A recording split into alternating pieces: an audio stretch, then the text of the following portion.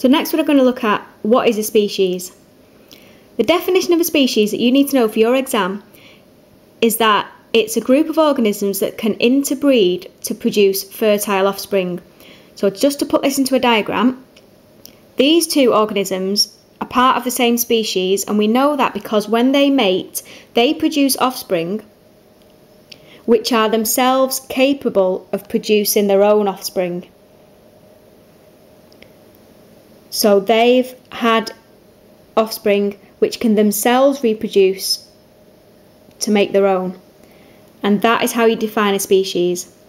If two organisms mate and produce another organism that isn't fertile, then we know that these two organisms generally are not part of the same species. Now you might have heard that animals have Latin names, and this is called the binomial system. The binomial system is a system which we use to name a species. So they have two names. The first one comes from the genus. So if we look here, the first name comes from the genus and the second name comes from the species. So for example, humans, the genus that we're part of is, in this case, Homo, and the species is Sapiens.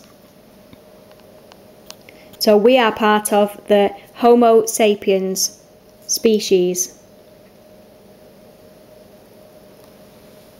So just to go over that again, a species is a group of organisms that can interbreed to produce fertile offspring. And we name a species using the binomial system, which gives it two names.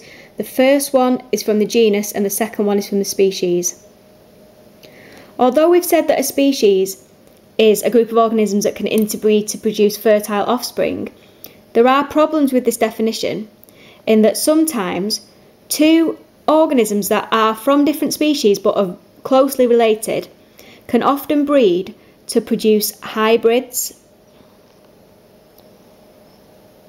And hybrids are sometimes fertile themselves.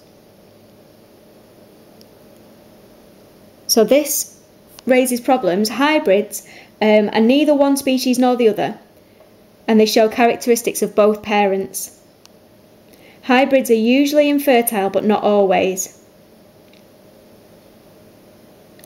A further problem with the definition of species that we've given is that some organisms don't always need to interbreed to produce offspring.